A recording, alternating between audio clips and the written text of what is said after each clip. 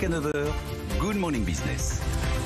Il est 7h23, c'était incontestablement la vedette, la star de Choose France, Sylvie Ouziel, présidente internationale d'Envision Digital. Bonjour. Bonjour. Ce groupe chinois qui a donc scellé cet accord avec Renault pour produire des batteries électriques dans les Hauts-de-France et qui investit 2 milliards d'euros sur ce projet. C'est plus de la moitié des investissements annoncés par le président de la République à l'occasion de ce sommet Choose France. Sylvie Ouziel, on vous connaît bien, vous étiez venu en septembre, vous nous aviez dit que voilà, vous vouliez implanter un site en France, que vous hésitiez sur 3 régions, maintenant que c'est les Hauts-de-France, parce que vous avez trouvé un premier client, et c'est pas le dernier, avec Renault.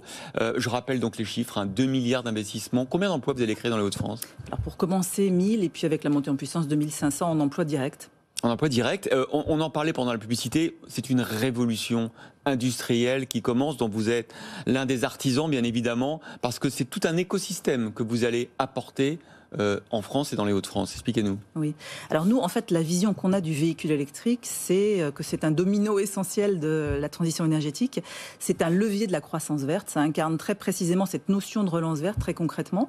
Et en fait, c'est à la fois décarboner les émissions sur la route avec la voiture elle-même, mais c'est aussi favoriser l'adoption des énergies renouvelables, parce que ça n'a pas de sens de charger avec une électricité qui a émis du carbone en amont dans sa production. C'est pousser les infrastructures, les bâtiments à être plus efficients dans leur consommation énergétique, puisqu'on doit être capable d'accueillir des stations de charge.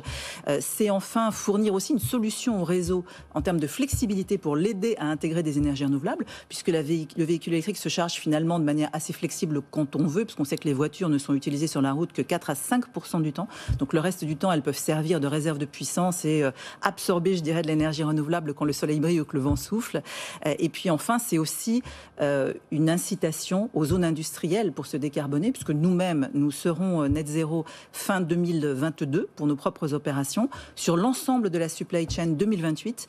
Et donc, nous poussons évidemment les régions qui nous accueillent à adopter les énergies renouvelables. Et du coup, nous les amenons à être d'autant plus attractifs pour d'autres industriels, pour des data centers qui cherchent aussi de l'énergie renouvelable. Donc, quand on voit tout ça, c'est très, très systémique. Oui, mais ça va très vite surtout, parce que ne serait-ce que par rapport à la dernière fois qu'on vous a reçu il y a quelques mois, on sent presque le système bouger. Vous sentez que vous êtes accompagné, que l'État met en place les bonnes mesures pour que ça avance? Est-ce que ces derniers mois, c'est allé plus vite que ce qui était prévu dans votre esprit? Alors oui, on a vraiment trouvé que l'engagement de la France sur la relance verte était très concret. On a travaillé au niveau de la région, au niveau national, avec l'aide de Choose France. Il y a ce fameux sujet des aides financières dont on parle beaucoup, mais c'est tout un système au-delà de ça d'incitation positive et négative pour les consommateurs, les conducteurs, pour les constructeurs, en termes d'une part de taxes carbone et puis de difficultés d'accès au centre-ville si on n'a pas un véhicule vertueux, entre guillemets, mais aussi d'incitation positive, d'aide à la charge électrique, à la charge intelligente, des nouvelles lois qui prévoient que les nouveaux bâtiments, les nouveaux permis de construire devront équiper les parkings d'au moins 20% de places pour la recharge électrique. Donc c'est tout un système. Ce qui est intéressant dans votre histoire aussi, c'est la saga industrielle, parce que vous avez signé un accord avec un premier client, Renault, qui va donc équiper ces véhicules de 150 à 400 000 véhicules par an grâce aux batteries d'Envision. Il faut rappeler que votre activité dans la batterie, elle est liée au rachat d'une filiale de Nissan, donc d'une entreprise japonaise, qui fournissait les batteries de la Leaf, alors que Renault avait choisi une autre technologie, celle de LG.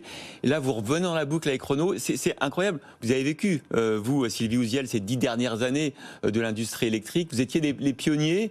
Et aujourd'hui, on voit le système automobile basculer entièrement vers cette énergie électrique. C'est absolument fascinant. Oui, Renault-Nissan était pionnier. Le clin d'œil de Renault à la 4L, à la R5 pour les Français est très évocateur, puisqu'ils vont lancer la nouvelle version électrique finalement de ces modèles emblématiques et historiques. C'est assez émouvant.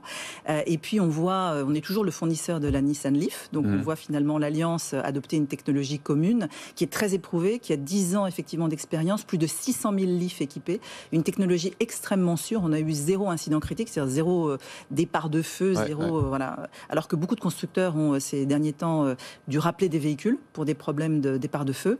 Et puis on a aussi une grosse expérience industrielle. On a monté récemment une nouvelle usine en Chine. On a, comme vous le savez, une usine en Chine, au Japon, aux États-Unis aussi.